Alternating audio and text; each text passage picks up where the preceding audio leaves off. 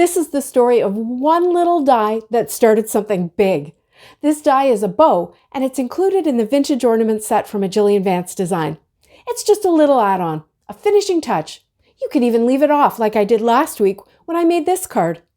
But there's more to this little die than it seems. It's got a big destiny. All you have to do is turn it upside down and the adventure begins. I'm going to walk you through my thought process, and then you'll see that your supplies don't have to limit you in any way. Let's start by taking a quick look at this vintage ornament set. Even on its own, even using it as it was designed to be used, there are a ton of possibilities. You get 4 of these ornament shapes. So many possibilities for combining the inner and outer dies for different looks. First, you can just cut all 4 shapes on their own. Notice the 2 large ones have a flat top for the topper that the inner shapes don't have. All 4 shapes have stitching on the outside edges. If you combine them, then you get frames like this. Because the inner shapes have outer stitching, that gives you stitching on both sides of the frame edges. But you don't have to stop there. You can combine the 2 largest shapes with the flat tops and get a narrower frame, or you can combine the largest shape with the smallest shape and get a really wide frame.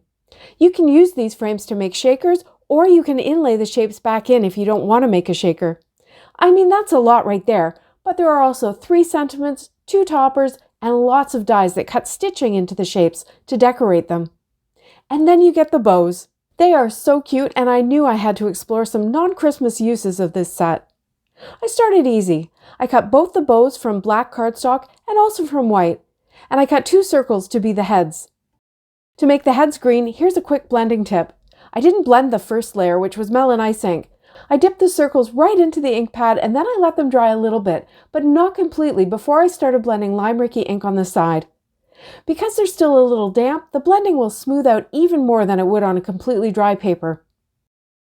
Now it's time to assemble. I start with the smaller head and the black outline. I use liquid glue to position the eyes on the head, and then I use the white bow die cut to fill in the holes for the whites of the eyes. Finally, I used the signature polka dot cover plate and a scrap of black cardstock to cut a few small black dots. These will be the pupils of the eyes. You can place them wherever you like, and it's amazing how much the expression changes depending on where you put those black dots. To finish them off, I cut a few more dots and blended them with more bright colors. I also cut some leaves from the Petals and Leaves set for the background of my card. Now this is the smaller caterpillar, and I actually only made a card with the larger one, so the colors are slightly different. I've got them in my MISTI to stamp a sentiment, but before I do that, I'm going to add a little smile, which is just one of the antenna or bow strings cut down by hand and glued on. Then I added the sentiment and a narrow black frame along with some of the leaves, which got me thinking about wings. So I thought I'd make a bee. I'm starting with a panel cut with the vertical pinstripe cover plate, and I'm swinking limoncello ink onto it, and that just means swiping the ink onto it. I don't need the whole panel done, just enough for the bee's body. Then I cut another one from black cardstock. I'm going to inlay the black lines into the yellow panel. I start with a piece of scratch paper. It's thin so that when I die cut it later, it won't add any bulk.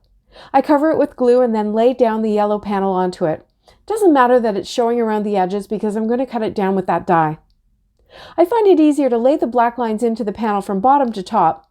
Everything is sticking down onto that paper backer so it'll stay in place. I check from time to time to see how much of it I need to do, and when I've got them all done, I use one of the ornament dies to cut his body. That pointy end is perfect as a little stinger. I blended some tiki torch ink on one side to get a dimensional look, and then I added some wings cut from those leaf dies from pearlescent vellum. Then I added a black head with the eyes and the smile, and this bee is ready to buzz. For his card, I used the Daisy cover plate die cut from white cardstock and layered over a panel that was blended with Garden Party and lime Rickey ink. I added a birthday sentiment from Hey Chick on a stitched sentiment strip to finish it off. Now those wings got me thinking about other winged insects. How about a butterfly? This time I made the body from a Christmas light bulb die, and I used the bold butterfly, which is really a very elegant looking butterfly, for the wings. Here's a view from the back, and you can see how the light bulb and the circle are glued together, and you can see that I cut the wings so that I could spread them out a bit. I colored his wings with limoncello and coral cabana, and I spritzed them with shimmer spray, which softened the colors quite a bit. His pupils are actually the fill-in from the smaller bow die cut, so it's a different look than the caterpillar. For his card, I cut the solid flower shape from Sweet Sunflower twice, and I colored the edges of one with the same 2 ink colors and layered them up, offset. I love how this adds just a bit of color in the background. The sentiment is from Delightful Day Sentiments. So then I thought about that light bulb body, and I wondered about a firefly. I used Melon Ice and Lime Rickey on his body and Twilight and Blackjack on his head. And because he's a little smaller, I actually trimmed down the butterfly wings and colored them with Serenade ink. Then I embossed all 3 pieces with Halo embossing powder.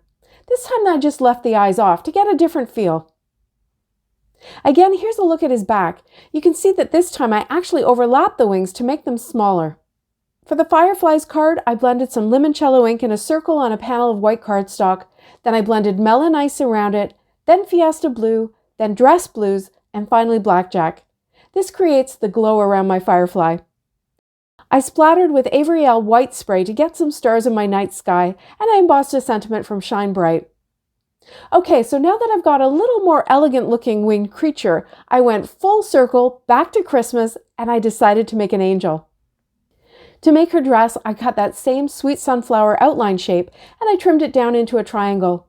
I drew on the back of the die cut so I would get it symmetrical, and then I cut another one. I added stickles to the bottom of both triangles, and I patted them down with my finger for a smoother, sparkly look. I put the second layer on top slightly higher to give her dress a layered look, and then I trimmed down the top before placing her head on. I cut her wings from silver cardstock, and I added one of the 3 sentiments from the Vintage Ornaments set. From the back, you can see how I spread her wings on an angle to get another different look.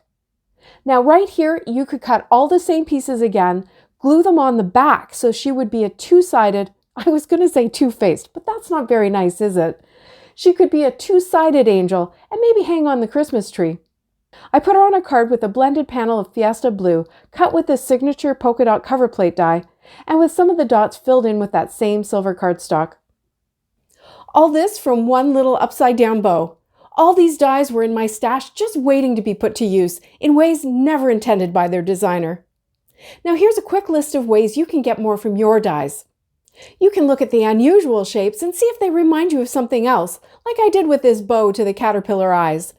You can use basic shapes to create something else, like the ornaments or light bulbs as bug bodies, leaves as wings. You could use hearts as wings, and I use those little dots as eyes. You can use less than the whole die cut, like the way I cut down the angel's dress and the way I die cut that bee's body from the inlaid cover plate. You can layer them up like I did with the butterfly background. And you can create 3D type pieces like my angel ornament, and I'm sure there's even more. Now my friends and I challenge you to go to your own stash, find something that inspires you to use it in a way not intended by the designer, and play around and just see where it takes you. I'd love to hear about or even see the results if you want to share. Thanks so much for watching. See you next time.